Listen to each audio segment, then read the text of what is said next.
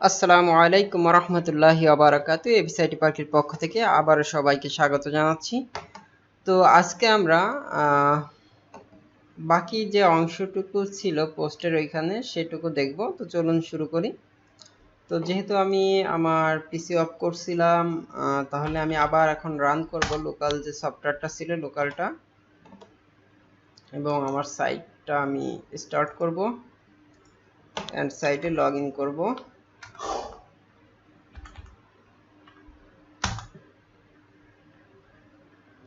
ওকে,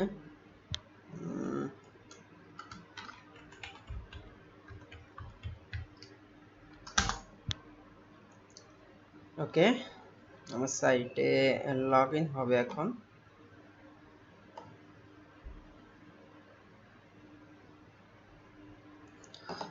net speed slow নাকি? আচ্ছা, somehow কোনো একটা প্রবলেম হচ্ছে, দেখি আমি আরো একটা ট্রাই করি।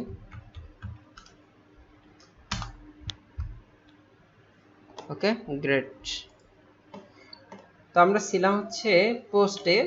তো ওকে, এই পোস্টটা আসছিল এডিট। তো গতদিন আমরা এই উপরের যে অপশনগুলো ছিল প্লাস আমাদের এইখানে যে অপশনগুলো ছিল সবগুলো নিয়ে দেখছি। আজকে আমি দেখব এই ব্লকের আন্ডারে কোনো কিছু না। ব্লকটা হচ্ছে আমরা যখন এখান থেকে ক্লিক করে কোনো ব্লক নিব বা এই যে একটা ব্লক নিছি তখন এই ব্লকের অপশনগুলো পাবেন। তো এটা এখন দেখার বিষয় না, আমি দেখব হচ্ছে ডকুমেন্টের আন্ডারে কি কি আছে। আমি টাইটেলটা একটু চেঞ্জ করে নিই। This is a sample post. আপডেটে ক্লিক করলে আপডেট হয়ে যাবে। আচ্ছা, যাই হোক। তো প্রথমে ডকুমেন্টের এখানে দেখেন স্ট্যাটাস অ্যান্ড ভিজিবিলিটি, অর্থাৎ আমার এই পোস্টটা আমি যখন পোস্ট করতেছি তখন এটা কি পাবলিকলি অর্থাৎ সবাই দেখতে পারবে কিনা। আপনি যদি সবাইকে না দেখাতে চান তাহলে এটা প্রাইভেট, শুধুমাত্র নিজে দেখবেন সেটা করে রাখতে পারেন। আমি ফুল স্ক্রিন মোডটা অফ করে দিয়ে কাজ করি। খেয়াল করেন এখানে আমি যদি এখন আমার সাইটে ভিজিট করি, this is a sample post, এবং পোস্টটা আপনি দেখতে পাচ্ছেন এখানে ফুল, তাই না? ওকে, গ্রেট। এখন এটা শুধুমাত্র তো আমি যেহেতু লগ ইন অবস্থায় আছি, সো অ্যাডমিন আমি দেখতেই পারি। আমি একটু একটা নিউ ইনকগনিটো উইন্ডো নিয়ে এখানেও দেখি যে দেখা যায় কিনা। ওকে, গ্রেট, দেখা যায়। এখন এই পাবলিকের এখানে জাস্ট ক্লিক করতেছি। ক্লিক করার পরে দেখতে পাচ্ছেন private only visible to site admins and editor, অর্থাৎ আমাদের এখানে যখন ইউজার রোলে এখানে অপশনটাতে যাব তখন দেখতে পারবো যে এডিটর কারা, অথর কারা, হ্যাঁ, সাবস্ক্রাইবার কারা, তখন এই এডিটর সম্পর্কে বুঝতে পারবেন। তো এখন জাস্ট একটু বোঝেন যে সাইটের যে অ্যাডমিন, অর্থাৎ একটা সাইটের অ্যাডমিন কিন্তু একজন না, অনেকজনই হইতে পারে, তার ভিতরে একজন আবার সুপার অ্যাডমিন থাকতে পারে। কেমন? সেম ভাবে এরকম অনেক ইউজার থাকতে পারে, যেটা বললাম এডিটর, অথর, সাবস্ক্রাইবার। তো শুধুমাত্র এডিটর এবং অ্যাডমিনস যারা থাকবে তারাই এই প্রাইভেট পোস্টটা দেখতে পারবে। যে দেখেন, ওকে, এবং যদি আপডেট করি, এখন যদি আমি এই নিউ ইনকগনিটো উইন্ডো যেখানে আমি লগ ইন নাই এখানে যদি রিলোড দিই তাহলে ওই পোস্টার দেখতে পারবো না, কারণ আমি অ্যাডমিন না, এবং অ্যাডমিন এটা কি প্রাইভেট করে দিছে। এই যে অ্যাডমিন এখন লগ ইন অবস্থায় আছে, অ্যাডমিন দেখতে পারবে। দেখেন এই যে অ্যাডমিন কিন্তু দেখতেই পাচ্ছে, প্রাইভেট লেখা আছে, this is a sample post, দেখতে পাচ্ছি।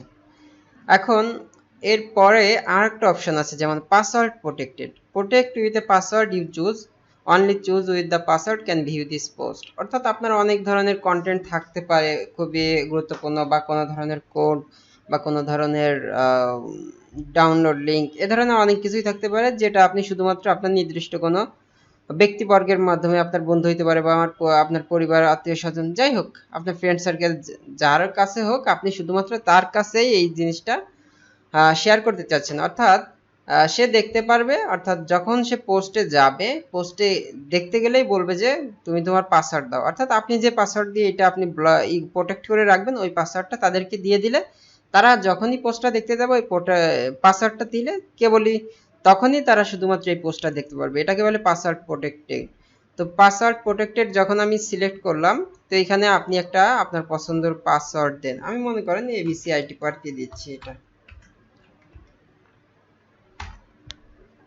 দিয়ে আমি এবিসি আইটি পার্ক দিয়ে কি করলাম, আমি আপডেটে ক্লিক করতেছি। এখন এইখানে তো আপনি জাস্ট যদি রিলোড দেন, দেখেন এই যে পাসওয়ার্ড, তখন পাসওয়ার্ড দিয়ে আপনার পোস্ট দেখতে হবে। এটা আপনি অ্যাডমিন হন আর যেই হন, এখানে যদি ভিজিবল করেন, ভিজিবিলি আর কি দেখেন, এইখানে আপনার লগ ইন থাকা অবস্থায় এই পোস্টের এখানে পাসওয়ার্ড চাইবে।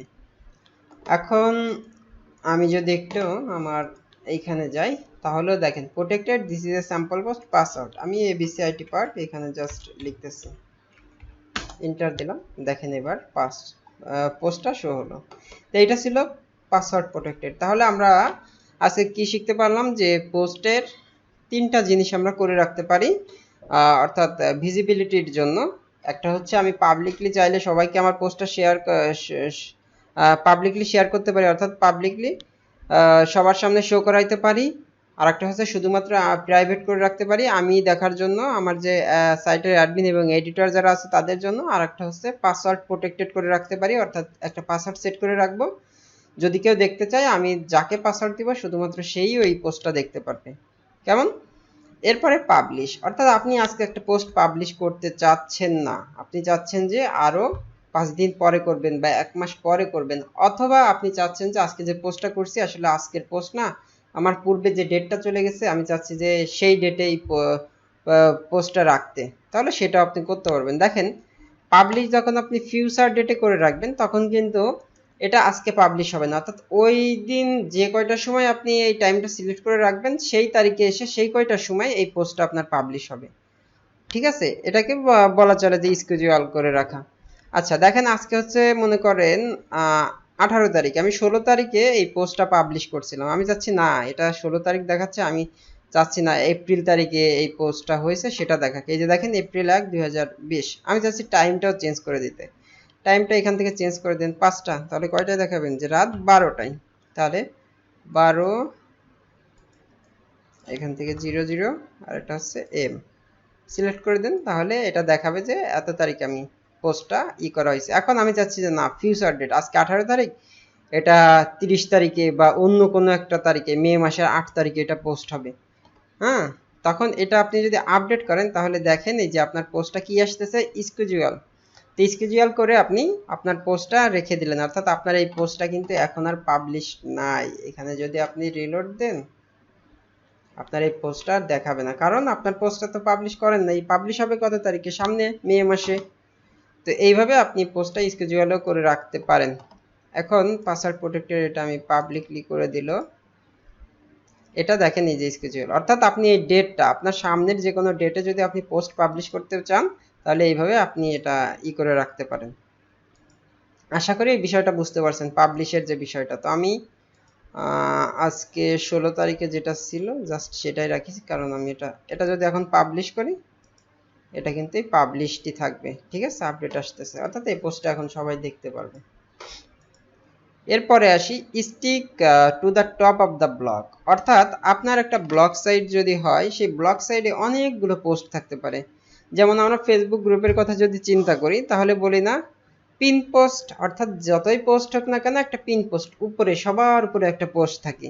তো এটাও সেই রকম, আপনার যদি অনেকগুলো পোস্ট থাকে আপনি stick to the top of the blog এটা যদি স্টিকি পোস্ট করে দেন তাহলে আপনার যত ব্লগই থাকুক না কেন, যত পোস্টই থাকুক না কেন, সবার উপরে এটা স্টিকি হিসেবে থাকবে। ঠিক আছে, এটা হচ্ছে stick to the top of the blog. আশা করি বিষয়টা বুঝতে পারছেন।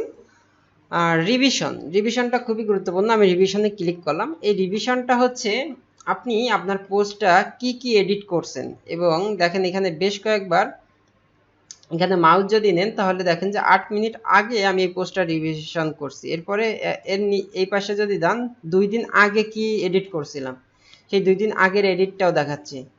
হ্যাঁ, 2 ডেজ আগে, ওই যে ফার্স্ট যেদিন আর কি আমার এই পোস্টটা ক্রিয়েট করছিলাম সেদিন যে এডিট করছিলাম সেই বিষয়গুলো দেখাচ্ছে। এখন এই এডিটটা কিসের উপর নির্ভর করবে, আসলে এডিটটা কেমন দেখাবে? এডিটটা হচ্ছে আপনি যখনই আপনার পোস্টে কোনো কিছু একটা লেখা লিখে আপডেটে ক্লিক করবেন সেটাই হচ্ছে আপনার এই রিভিশনের আন্ডারে থাকবে, অর্থাৎ আপডেট ক্লিক করলে এটা আসবে। তো এখন 3 রিভিশন দেখাচ্ছে খুব ভালো। এখন আপনি চাচ্ছেন যে না আমি আজকে একটা কোনো জিনিস আপডেট করলাম, আমি চাচ্ছি পূর্বেরটাই ফেরত যেতে, তাহলে কিভাবে যাব? জিনিসটা একটা আসলে বোঝার বিষয়, তাই না? তো পূর্বের এখানে কম্পেয়ার টু রিভিশনস এখানে যদি দেন তাহলে এখানে দেখেন 2 days ago it May 8 days ago from 2 days ago থেকে এটা 8 minutes ago। একটু আগে আমি পোস্ট করছি, টাইটেলটা আমি জাস্ট চেঞ্জ করছি, this is a sample post. আমি তেমন কোনো উল্লেখযোগ্য পোস্টে কোনো কি চেঞ্জ করি নাই।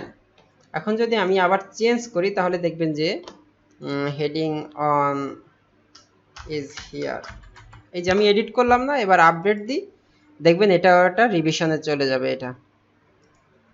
আচ্ছা এটা কেটে দিলাম কেন? এই আইকনে ক্লিক করলে এই সেটিংসগুলো আসবে, এই সেটিংস আইকন আবার ক্লিক করলে চলে যায়। তো আমি এখানে রিভিশন গেলে এখন 3 দেখাচ্ছে, দেখেন এই যে কোথায় আমি এডিট করছি সেটা এখানে তারা হাইলাইটিং করে দিছে যে heading on is here. So বিষয়টা বুঝতেই পারতেছেন। এখন আমি চাচ্ছি হেডিং অন ইজ হিয়ার এইটা না, আমি চাচ্ছি এই যে এই অবস্থায়, অর্থাৎ টাইটেলটাও যখন এরকম ছিল আমি এই অবস্থায় আমার পোস্টটাই ফেরত যেতে চাচ্ছি। তাহলে কি করবেন? তাহলে জাস্ট রিস্টোর দিস রিভিশন এটা যদি করে দেন তাহলে আপনার ওই পোস্টটা এই যে আগের মতো টাইটেল হয়ে গেছে, এটা নাই। অর্থাৎ আপনি চাইলে আপনার পোস্টটার এই খুবই চমৎকার একটা ফিচার্স, কোনো কিছু এডিট করলেন বা ভুল হয়ে গেল তাহলে পরবর্তীতে রিভিশনে এইটা আপনি যাইতে পারবেন। এটা আরো বেশি কাজে লাগে যখন কোনো পেজ ডিজাইন করেন বা পোস্ট ডিজাইন করলেও যখন ম্যানুয়ালি পোস্ট ডিজাইন করতে যাইবেন তখন এই বিষয়গুলো আপনার কাজে আসবে। ঠিক আছে, এটা হচ্ছে রিভিশনের আন্ডার। আরেকটা বিষয় এখানে দেখতে পাচ্ছেন যে মুভ টু ট্র্যাশ, অর্থাৎ আপনি এই পোস্টটাকে এক কথায় ট্র্যাশ বলতে ডিলিট করে দিতে চাচ্ছেন কিনা। তো ডিলিট করলেও এই ট্র্যাশ নামক একটা ফোল্ডারে, যেমন আমাদের পিসিতে রিসাইকেল বিন থাকে না, তো এরকম ভাবে জাস্ট একটা ট্র্যাশ ফোল্ডারে গিয়ে জমা হবে। ওইখান থেকে আপনি যতক্ষণ না পর্যন্ত পার্মানেন্টলি ডিলিট করতেছেন ততক্ষণ পর্যন্ত ওটা ডিলিট হয় না। ঠিক আছে, তো পার্মানেন্টলি ডিলিট না করা পর্যন্ত আপনি ওই চাইলে ওই ট্র্যাশ থেকে আবার পোস্টটাকে রিস্টোর করে নিয়ে আসতে পারেন। ঠিক আছে, এইটা ছিল এই মুভ টু ট্র্যাশের কাজ। এবার ইউআরএল স্ল্যাগ, অর্থাৎ আপনি যখন একটা পোস্ট, আমি মনে করেন এই পোস্ট ওপেন করতেছি, তো এখানে দেখেন একটা ইউআরএল দেখাচ্ছে CFBSDGF। আপনি যদি এইখানেও যান, আমি যদি রিলোড দিই যেখানে লগইন নাই, এই যে আপনি একটা টাইটেল দেখতে পাচ্ছেন, তাই না? আপনার ডোমেইন নেম এরপরে পোস্টের যে টাইটেলটা এটা, তো আপনি চাইলে এটা নিয়ে নিয়ে হচ্ছে আপনি যখন কোনো পোস্টের টাইটেল দিবেন অটোমেটিক্যালি এটা নিয়ে নেবে। তো আপনি চাইলে এটাকে আপনার নিজের মতো করে দিতে পারেন, যেমন ফার্স্ট স্যাম্পল পোস্ট। এটা বেশি কাজে লাগে কখন? এসইও এর জন্য। যখন আপনারা এসইও জিনিসটা করবেন তখন এই ইউআরএল স্ল্যাগটা খুবই গুরুত্বপূর্ণ কাজ করে, এটা আপনারা বুঝবেন। যাই হোক, এটা ফার্স্ট স্যাম্পল পোস্ট, এটা আপনি চাইলে ইউআরএল স্যাম্পল পোস্ট, এটা আপনার পোস্টের ইউআরএলটা আপনি চেঞ্জ করে দিতে পারেন। এখন এই ইউআরএল এর যে বিষয়টা, এটা বিভিন্ন প্রকারের হয়। এখানে দেখতে পাচ্ছেন শুধুমাত্র আপনি আপনার যে কোনো একটা নাম দিচ্ছেন, অর্থাৎ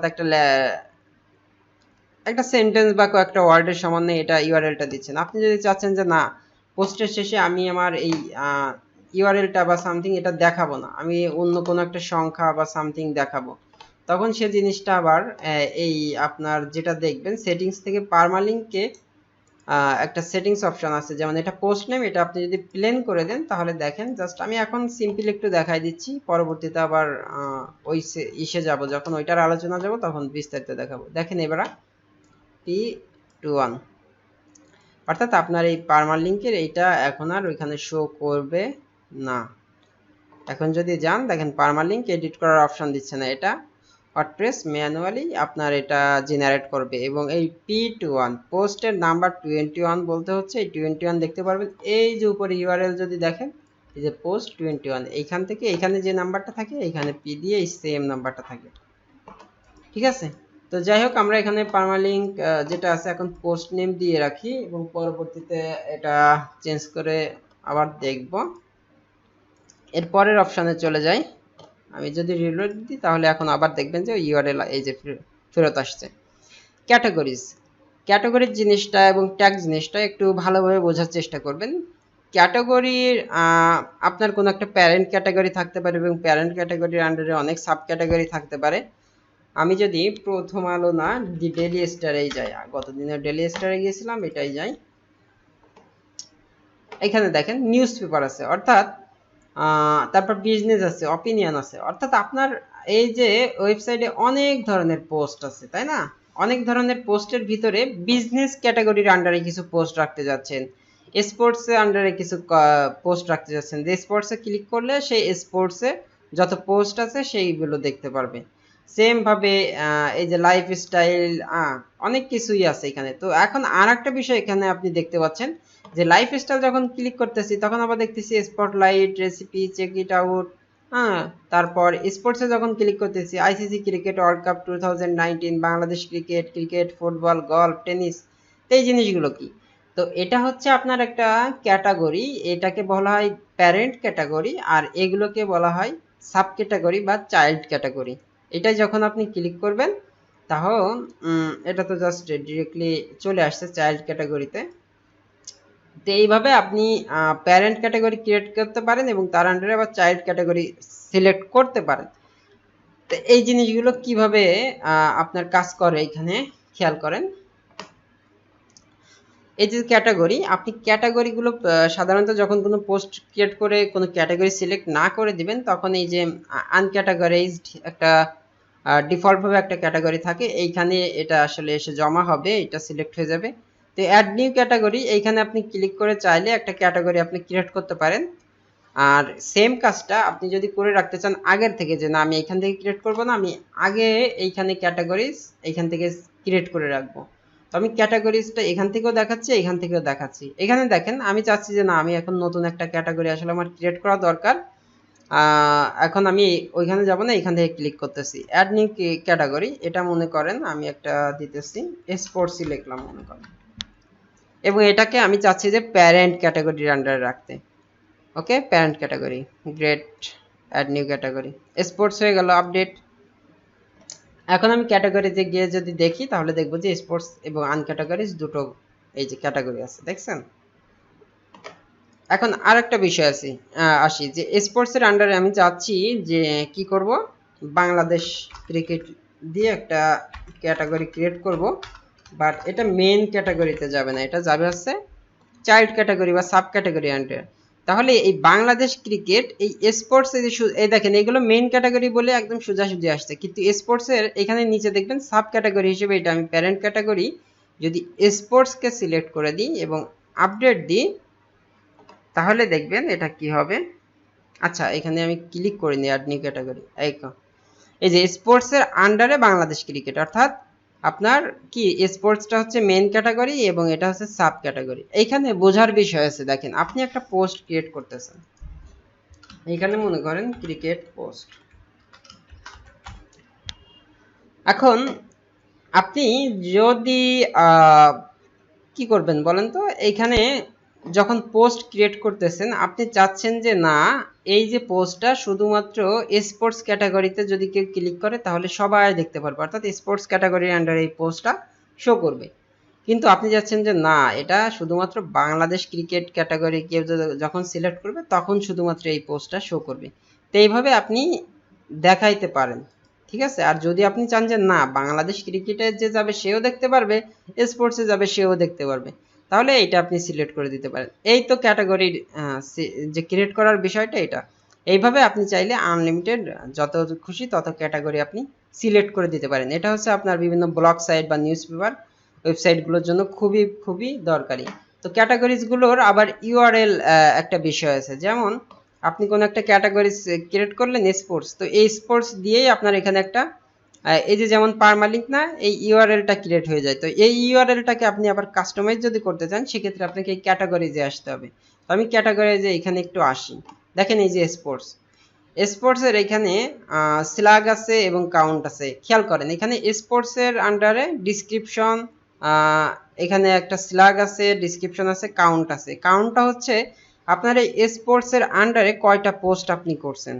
তো দেখেন একটা পোস্ট। সেম ভাবে বাংলাদেশ ক্রিকেট এটা কয়টা পোস্ট করছেন, একটা। আনক্যাটাগরাইজের আন্ডারে কয়টা, একটা পোস্ট, ঠিক আছে?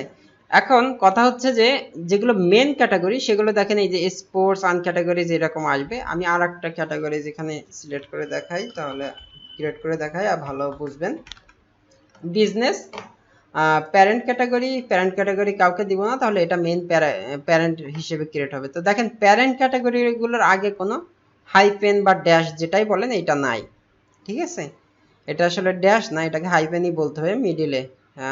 ড্যাশ হলে তো নিচে থাকতো, তাই না, যেটাকে আন্ডারস্কোর আমরা বলে থাকি। তো এই হাইফেন যে জিনিসটা আছে এইটা মানে হচ্ছে এটা আসলে একটা চাইল্ড ক্যাটাগরি বা সাব ক্যাটাগরি, এর অন্য কোনো একটা প্যারেন্ট ক্যাটাগরির আন্ডারে এই ক্যাটাগরিটা। দেখেন বিজনেস ক্যাটাগরিতে কোনো পোস্ট আমরা এখনো রাখিনি, এই কারণে বলতেছে কাউন্ট 0, ঠিক আছে। এখানে ক্লিক করলে কোনো পোস্ট দেখতে পারবেন না। এইখানে যদি আপনি ক্লিক করেন দেখেন কোন পোস্টটা ক্রিকেট পোস্টে যে স্টিক হিসেবে আছে এটাও বোঝাই যাচ্ছে। এইভাবে আপনি এখান থেকে পোস্ট ক্রিয়েট করতে পারেন। পোস্টের ক্রিয়েট করার সময় এখানে একটা ডিসক্রিপশন আছে যেটা আমাদের পরবর্তীতে এসইও এর জন্য আসলে কাজে লাগবে। এখন আমরা এই বিষয়গুলো না দেখলেও চলবে। এখন আপনি চাচ্ছেন বাংলাদেশ ক্রিকেট, এই যে আপনি যদি ভিউতে ক্লিক করেন তাহলে দেখতে পাচ্ছেন এবিসিআইটি পার্ক ডট লোকাল ক্যাটাগরি, তারপর হচ্ছে স্পোর্টস, এরপরে বাংলাদেশ ক্রিকেট। একটু যারা স্ট্রাকচারটা দেখেন এখানে ইউআরএল যেটা আছে, যে প্রথমে একটা ক্যাটাগরি, তারপরে ক্যাটাগরিটা কি স্পোর্টস ক্যাটাগরি, স্পোর্টস ক্যাটাগরির ভিতরে আবার বাংলাদেশ ক্রিকেট। কিন্তু আপনি যদি স্পোর্টসটাকে ভিউ করেন তাহলে দেখবেন শুধু ক্যাটাগরি স্পোর্টস, কারণ এটা প্যারেন্ট ক্যাটাগরি হিসেবে থাকতেছে। এবার আসি, আমি বাংলাদেশ ক্রিকেটের যে ইউআরএলটা এখানে যেমন বাংলাদেশ ক্রিকেট, এইটা আমি চাচ্ছি এটা চেঞ্জ করতে। তাহলে কিভাবে করবেন, এই জাস্ট কুইক এডিট অথবা এডিট যে কোনো একটা ক্লিক করলেই হবে। কুইক এডিট বলতে আপনার পুরোটা এরকমভাবে এডিট, দেখেন এডিটে এরকম আসে, আর কুইক এডিটে হচ্ছে জাস্ট এই যে এইখানেই দেখাই দেয় স্ল্যাগ এবং নেমটা চেঞ্জ করতে যাচ্ছেন। তো আমি চাচ্ছি এখানে বাংলাদেশ ক্রিকেট না, বাংলাদেশ ক্রিকেট নেম থাকুক, বাট এখানে থাকবে BD cricket. Just update category then এবং এটা ভিউ করেন, দেখেন এই যে আপনার ইউআরএলটা চেঞ্জ হয়ে যাচ্ছে। এগুলো খুবই বেসিক বিষয়, তারপরে আমি আসলে যেহেতু বিগিনারদের জন্য কোর্সটা, সো সবাই যাতে বুঝতে পারে একদম ভালোভাবে বোঝাতে এই বিষয়গুলো বোঝে, আমি তাদের জন্য সেইভাবে আসলে ভিডিওগুলো বোঝানোর চেষ্টা করতেছি, কেমন। তো এইভাবে আপনি আপনার ক্যাটাগরিগুলো ক্রিয়েট করতে পারেন। আবার পোস্টে আসি, ক্রিকেট পোস্টের এডিটে যাই। এবার আসি আপনার ট্যাগে। তো ট্যাগের ক্ষেত্রেও আপনি এইখান থেকে ক্রিয়েট করতে পারবেন, আবার চাইলে আপনি এইখান থেকে অটোমেটিক্যালি আগে ট্যাগ ক্রিয়েট করে রেখে আসতে পারেন, পরবর্তীতে এইখান থেকে জাস্ট সিলেক্ট করে দিলেন। তো আমরা যেহেতু ক্যাটাগরি যদি এইখান থেকে সবগুলো ক্রিয়েট করে রাখি, বিজনেস, তারপর এগ্রিকালচার, তারপর কি বলবো পলিটিক্স, এগুলো সব যদি এখানে আমরা ক্রিয়েট করে রাখি, পরবর্তীতে যে কোনো একটা পোস্ট ক্রিয়েট করার সময় অটোমেটিক্যালি আমরা এখানে অপশন পাবো যে আপনি কোন ক্যাটাগরি আন্ডারে। দেখেন এই যে বিজনেস ক্যাটাগরি চলে আসছে এখানে, আমি চাইলে এখন এটা সিলেক্ট করে দিতে পারি। সো ইজি, আপনি চাইলে নতুন কোনো ক্যাটাগরি এখান থেকে ক্রিয়েট করতে পারেন। তবে ম্যাক্সিমাম যে কাজটা হয় আগে থেকে ক্যাটাগরি এখান থেকে ক্রিয়েট করে রাখা হয়, দেন এখান থেকে সিলেক্ট করে দেয়। কারণ একটা ওয়েবসাইট যখন করতে হয় তখন কোনটার উপর ফোকাস করে করা হবে বা কি কি ক্যাটাগরি থাকবে সেগুলো আসলে অপটিমাইজ এখান থেকে করে এসে পরবর্তীতে এখান থেকে সেগুলো সিলেক্ট করে দেয় নতুন কোনো পোস্ট ক্রিয়েট করার সময়।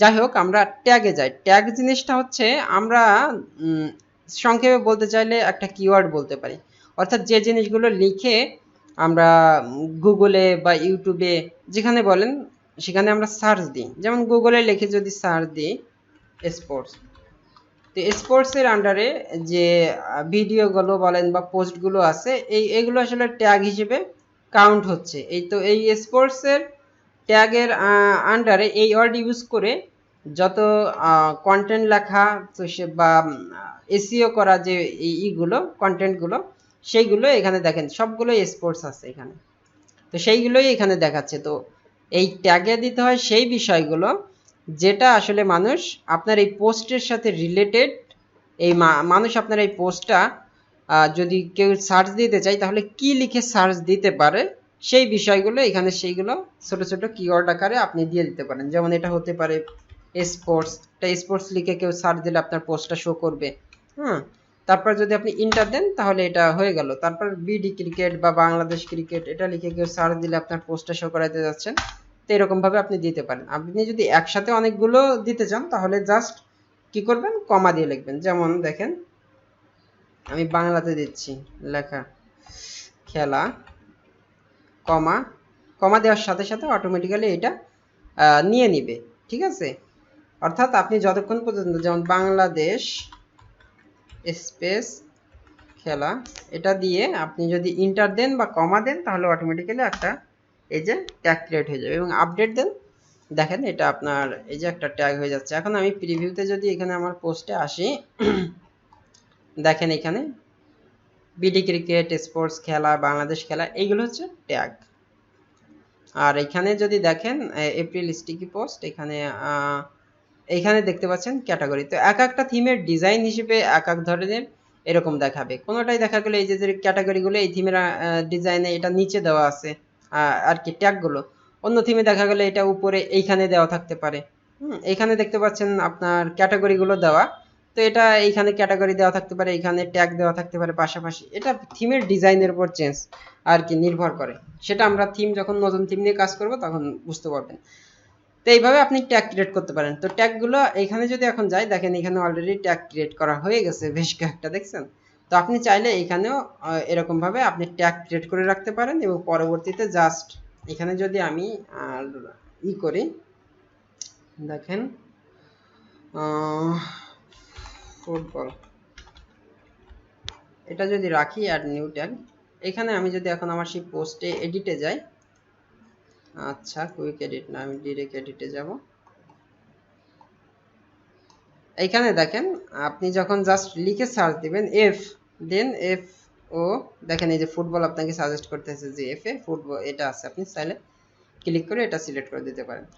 আচ্ছা, ফিচার্ড ইমেজটা হচ্ছে কি, আপনি যখন কোনো পোস্ট করবেন, পোস্টের একটা ইমেজ শো করবে। যেমন দি ডেইলি স্টার্টে যাচ্ছে না, এই যে দেখেন প্রথমে একটা ইমেজ আছে, এইটাকে বলে ফিচার্ড ইমেজ। এটাকে টাইটেল আর এটাকে দেখা গেল এক্সার্ট বলতে পারেন, অথবা আপনি মেটা ডিসক্রিপশনও বলতে পারেন। যাই হোক, আমরা এই পোস্টার টাইটেলটা যদি এখানে জাস্ট নিই, এবং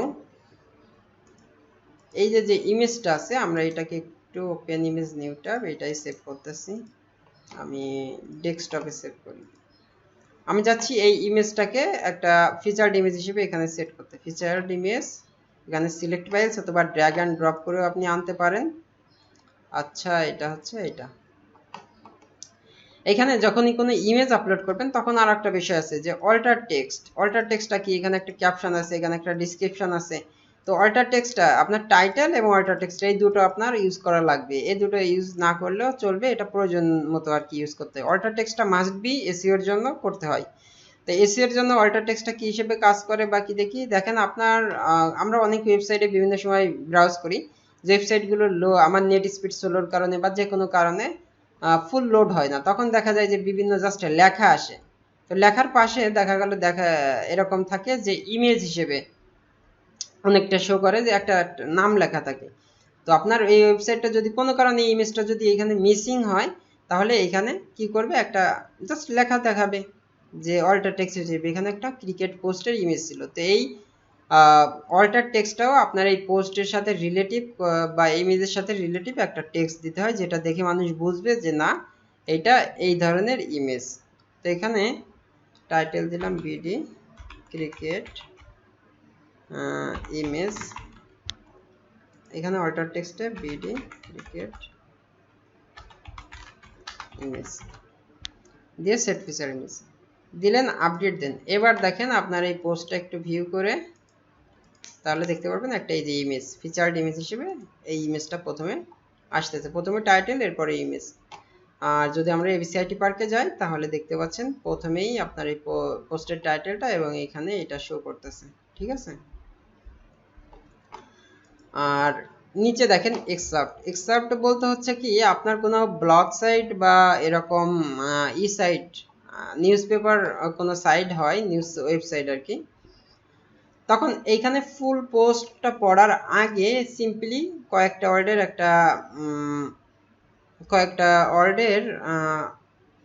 একটা প্যারাগ্রাফ সে এখানে দিতে যাচ্ছে, ঠিক আছে। এখানে ফুল পোস্টের ডিটেলস সে দিতে চাচ্ছে না। এটা হতে পারে আপনার পোস্টের থেকে প্রথম যেটা আছে ততটুকু, হতে পারে আপনি আলাদা কোনো কিছু দিতে চাচ্ছেন। তো এটা নির্ভর করে আপনি কোনটা দিতে যাচ্ছেন। যদি এই এক্সাপ্টটা আসলে বিভিন্নভাবে কাজ করে, আপনি যদি এই ফুল পোস্টের প্রথমটুকু কপি করে এখানে এনে নাও দেন, এক্সার্টে যদি কোনো কিছু নাও দেন, তো এক্সার্ট হিসেবে একটা নির্দিষ্ট অ্যামাউন্ট কন্টেন্ট সে এক্সার্ট হিসেবে কাউন্ট করে নেবে এক্সার্ট, ঠিক আছে। আর যদি আপনি ম্যানুয়ালি আলাদা কোনো সেন্টেন্স বা কয়েকটা ওয়ার্ড যদি আপনি লিখে দেন, তাহলে সেটা আবার এক্সার্ট হিসেবে আলাদা দেখাবে, কিন্তু যখন পোস্টে ক্লিক করবে তখন ফুল পোস্টটাই দেখতে পারবে। তো আমি যদি এখানে the word has come to stand still, এই যে দেখেন এখানে আসলে তেমন কোনো কিছু দিনে এই পোস্টের প্রথমটুকু সে এখানে এক্সার্ট হিসেবে নিয়ে নিছে। তো এখানে আমরা যদি এইটুকু কপি করে এখানে দিই, এটা হচ্ছে অপশনাল, এটা দিলেও সমস্যা নেই, না দিলেও সমস্যা নেই। এটা আমি যদি এবিসিআইটি পার্কে যাই, আচ্ছা এটা আসলে আমাদের ওইরকম ভাবে দেখায় না, আমাদের থিমের যে বিষয়টা, এই থিমটা চেঞ্জ করে দেখতে হবে, বা এরকম আপনার পোস্টটা করে দেখতে হবে। আচ্ছা আমরা এখানে আরেকটা জিনিস করতে পারি,